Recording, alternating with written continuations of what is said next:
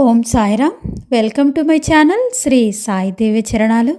బాబా గారి అనుగ్రహంతో బాబా విగ్రహాన్ని చేసిన తాలిం గారి కోసం తెలుసుకున్నాం. అదేవిధంగా లాస్ట్ వీడియోలో బాబా గారు తైలవర్ణ చిత్రాన్ని గీసిన శ్యామారావు జైకర్ గారి కోసం కొన్ని విషయాలు తెలుసుకున్నాం కదా. మరికొన్ని విషయాలు ఈ వీడియోలో తెలుసుకుందాం. అయితే ఒక శుభ ముహూర్తాన షిరిడీకి బయలుదేరుతారు శ్యామారావు జైకర్, రాజ్ బహదూర్, ఎంవి ప్రధాన్. బయలుదేరినప్పుడు చాలా అయిష్టంగా బయలుదేరుతారు. ట్రైన్లో అనుకుంటారు శ్యామారావు జైకర్ గారు, ఈ షిరిడీ యాత్ర నాకు ఏమాత్రం ఉపయోగపడదు. ఈ యాత్ర నేను ఎందుకు చేస్తున్నానో నాకే అర్థం కావడం లేదు. ఈ సమయాన్ని ఏదైనా రాజసౌధంలో వినియోగిస్తే, ఆ చక్కటి ప్రభువుల యొక్క చిత్రపటాలను గీస్తే తృప్తికి తృప్తి, డబ్బుకు డబ్బు వచ్చేది. నేను వెళ్ళి షిరిడీలో ఉన్న ఈ ఫకీర్ యొక్క బొమ్మను గీస్తే నాకేం వస్తుంది అని అనుకుంటారు. మొత్తం మీద షిరిడీకి తీసుకొని వెళ్తారు మౌరేశ్వర్ ప్రధాన్. బాబా గారు మసీదులో ఆసీనులై ఉంటారు. శ్యామారావు జైకర్ను పరిచయం చేస్తారు. ఎంత గొప్పగా పరిచయం చేస్తారంటే, బాబాకు తెలియనట్లు ప్రధాన్ గారు ఇలా చెప్తారు, వీరు అద్భుతమైన చిత్రకారుడు బాబా. రాజ్కోట్లో అనేక మంది ప్రభువుల యొక్క చిత్రపటాలను గీశారు అని చెప్తూ పరిచయం చేస్తూ ఉండగానే బాబా మధ్యలో కల్పించుకొని ఇలా అంటారు, బావు ఎందుకు నాకు ఇదంతా నువ్వు చెప్తున్నావు? ఇతను షిరిడీకి రావడం వల్ల అతనికి ఉపయోగం ఏంటి? ఇదేవైనా రాజసౌధమా? అక్కడ రాజసౌధాల్లో ప్రభువుల యొక్క బొమ్మలు గీస్తే 4 రూపాయలు వచ్చేవి కదా బావు. ఇక్కడ ఈ ఫకీర్ బొమ్మను గీస్తే ఇతనికి ఏమొస్తుంది? అతనికి కలిగే ప్రయోజనం ఏంటి అని అనగానే శ్యామారావు జైకర్ గారు బాబా గారి వైపు చూసి ఎంతో ఆశ్చర్యపోతారు. తన మనసులో ఏ విధంగా అనుకుంటే ఆ విధంగా చెప్తారు, ఒక అక్షరం కూడా పొల్లిపోకుండా. ఏంటి బాబా, నేను ఏ విధంగా అనుకుంటే అదే విధంగా బయటికి చెప్పారు అని ఎంతో ఆశ్చర్యపోతారు జైకర్. మౌరేశ్వర్ ప్రధాన్కు ఏమీ అర్థం కాదు, బాబా ఏంటి ఇలా అన్నారు. ఎలా అయినా బాబాను ఒప్పించి బాబా గారి తైలవర్ణ చిత్రాన్ని గీయించాలి. మరొక వైపు శ్యామారావుకు నోట మాట ఆగిపోయింది. మసీదు నుంచి బయలుదేరుతారు. బాబా గారి ఆశీర్వాదం తీసుకొని మసీదు నుంచి బయటికి వస్తారు. వచ్చి దీక్షిత్ వాడా వచ్చే వరకు కూడా మౌనంగా నడుస్తూ ఉంటారు తప్ప ఏమీ మాట్లాడరు జైకర్. అప్పుడు ప్రధాన్ అడుగుతారు, ఎందుకు మీరు అలా ఉన్నారు? బాబా అన్న ఆ మాటలకు చిన్నబోయారా? ఆయన గొప్ప పరమాత్మ. అలాంటి వారంటే మనం అవి దీవెనలుగా భావించాలి. మీరు తప్పుగా భావించకండి శ్యామారావు అని అంటారు. అప్పుడు జైకర్ ప్రధాన్ గారితో ఇలా చెప్తారు, నేను మీతో ట్రైన్లో కూర్చున్న దగ్గర నుంచి నేను ఏదేది అనుకున్నానో అది ఆ మాటలన్నీ కూడా బాబా అన్నారు. నిజంగా మీరు చెప్పినట్లు బాబా పరమాత్మ అని భక్తి పెరుగుతుంది శ్యామారావు జైకర్ గారికి.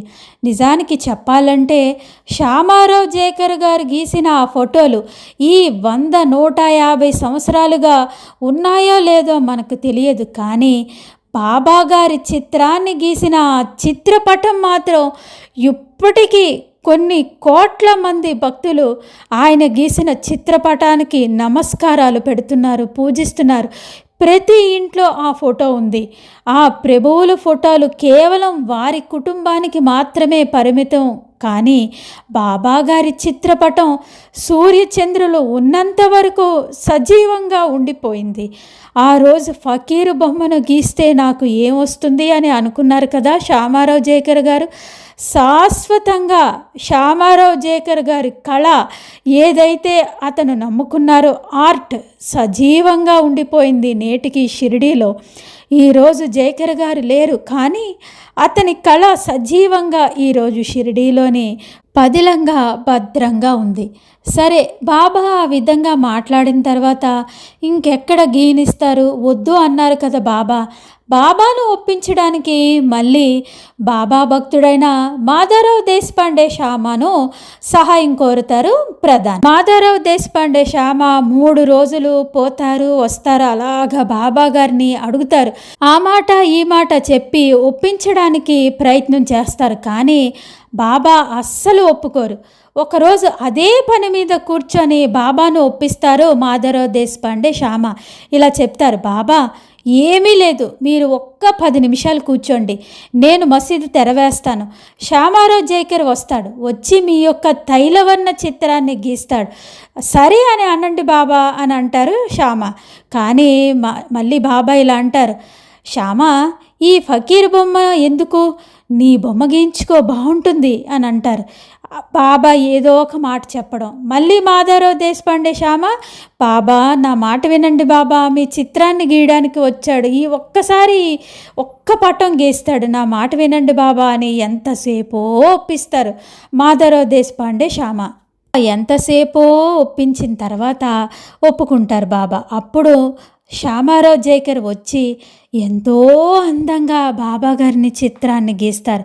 ఒకసారి ద్వారకామాయి ఫోటోని చూడండి, ఎంత బాగా గీశారంటే శ్యామారావు జైకర్ గారు బాబా తలపైన బిల్వపత్రం, బాబా గడ్డాన్ని ఎప్పుడు గీసేవారు కాదు, అయినా కూడా బాబా గడ్డాన్ని ట్రిమ్ చేస్తే ఎలాగ ఉంటారు, చక్కగా సన్నని మీస ఉంటే బాబాకి ఎలా ఉంటుందని ఊహించుకొని బాబాను ఎంత చక్కగా గీశారంటే ఎంతో అందంగా ఉంటారు బాబా ఆ చిత్రపటంలో.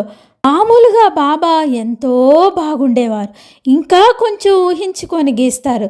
ముఖ్యంగా బాబా కళ్ళు ఎలా మెరుస్తాయంటే ఒక చక్కటి కాంతితో కళ్ళు నుంచి ఒక మెరుపు వచ్చేలాగా గీస్తారు. ఆ చక్కటి కాంతి కళ్ళ నుంచి మన ఒంటిపైకి వస్తున్నట్లు ఉంటుంది. ఆ ఫోటోలో మొత్తం మీద 3 ఫోటోలను గీస్తారు శ్యామారావు జైకర్. 2 ఫోటోలు ప్రధాన ఉంచుకొని 3వ ఫోటోని బాబా చేతిలో పెడతారు. బాబా ఫోటోని తాకి అక్కడే ఉన్న కాకాసాహెబ్ దీక్షిత్కి ఇచ్చి, నువ్వు దీన్ని నీ వాడాలో పెట్టుకో అని చెప్తారు. కాకాసాహెబ్ దీక్షిత్ ఆనందానికి మరి అవధులు లేవు. ఎంతో సంతోషంతో వాడాలో పెట్టుకొని ప్రతిరోజు ఆ ఫోటోను చూసి మురిసిపోయేవారు కాకాసాహెబ్ దీక్షిత్ గారు. ద్వారకామాయిలో పెట్టిన ఫోటో కూడా మరొక కథ ఉంది. మళ్ళీ ఒకసారి వచ్చినప్పుడు ఒక పెద్ద బాబా గారి ఫోటోని గీయాలని అనుకుంటారు శ్యామారావు జైకర్. మొదటిసారి గీసిన ఫోటోలు చాలా చిన్నవి, రెండోసారి పెద్ద సైజు బాబా గారి ఫోటోను గీస్తారు. గీసిన తర్వాత బాబాకు ఇస్తారు. జైకర్ ఏమనుకుంటారంటే బాబా ఆ ఫోటోను తాకిస్తే తాను ఇంటికి తీసుకొని వెళ్ళాలి అనుకుంటారు. కానీ బాబా ఆ ఫోటోను చూసి ఎంతో సంతోషించి దీనిని తీసుకువెళ్ళి చావిడిలో పెట్టండి అని అంటారు. శ్యామారావుకి అర్థం కాక చావిడిలో పెట్టి తాను తిరిగి వెళ్ళిపోయేటప్పుడు ఆ ఫోటోను తీసుకొని వెళ్ళిపోతారు.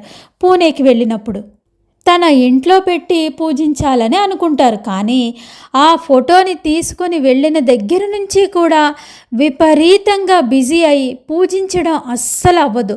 కొన్ని రోజుల తర్వాత పూణేకి వెళ్ళిన మాధవరావు దేశపాండే శ్యామ, కాకాసాహెబ్ దీక్షిత్ గారు అందరూ కూడా శ్యామారావును అడుగుతారు, మీరు సజీవంగా గీసిన ఆ ఫోటో ఊరికనే ఇలా పడి ఉండడం ఎందుకు? ఇప్పుడు బాబాగారు లేరు అంటే ఆ టైంకి బాబాగారు మహాసమాధి చెందారు. 1925-26లో జరిగిన విషయం. మరి బాబాగారి గుర్తుగా మనం ఈ చిత్రాన్ని బాబా ఎక్కడైతే ద్వారకామాయిలో కూర్చొని ఉండేవారో, బాబా ఎక్కడైతే ఆసీనులై ఉండేవారో అక్కడ పెడదాము అంటే ఎంతో సంతోషంగా శ్యామారావు జైకర్ గారు ఆ ఫోటోని వారికి అప్పగిస్తారు. 1926లో శ్యామారావు జైకర్ గారు గీసిన ఆ ఫోటోను తీసుకువచ్చి ద్వారకామాయిలో బాబాగారు ఎక్కడైతే కూర్చొని ఉండేవారో అక్కడ పెడతారు. ధ్వని ఓపెన్గా ఉండడం వల్ల కొన్ని సంవత్సరాల తర్వాత ఆ ఫోటో నల్లగా అవ్వడం వల్ల కొన్ని సంవత్సరాల తర్వాత నమూనా ఫోటోని గీయించి పెట్టారు షిరిడి సంస్థానం వారు. కానీ శ్యామారావు జైకర్ గారు గీసిన ఫోటోని ఇప్పటికీ మ్యూజియంలో జాగ్రత్తగా పెట్టారు. శ్యామారావు గీసిన మరో అద్భుతమైన ఫోటో ఇంకొకటి ఉంది. బాబా ఒక అద్భుతమైన పాఠాన్ని జైకర్కు నేర్పించారు. ఎంత అద్భుతమైన పాఠాన్ని నేర్పారంటే కేవలం డబ్బు కోసమే కాదు, కొన్ని పనులు ఈ జన్మ ఎత్తినందుకు కొన్ని మంచి పనులు చేస్తూ ఉండాలి. అలా చేసినప్పుడు మనం ఈ జన్మ ఎత్తినందుకు సార్థకత లభిస్తుంది. శ్యామారావు చాలా మంచి స్థితిలో ఉన్నప్పుడు ఆయన దగ్గర బొమ్మలు గీయించుకోవాలంటే చాలా కాలం అందరూ ఎదురు చూసేవారు. శ్యామారావు జేకర్ అపాయింట్మెంట్ కోసం చాలామంది ఎదురు చూడవలసి వచ్చేది. కానీ బాబా దగ్గరకు శ్యామారావు రావాల్సిన సమయం వచ్చింది కాబట్టి ఆ తర్వాత ఆయన జీవితంలో ఎన్నో మలుపులు వచ్చాయి.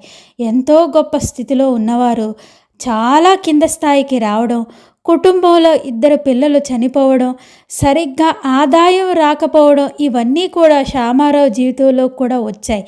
ఆయన తన అనుభవాల్లో చెప్పారు, ఒకవేళ నేను బాబా దగ్గరకు చేరకపోతే ఆత్మహత్య చేసుకునేవాడినే.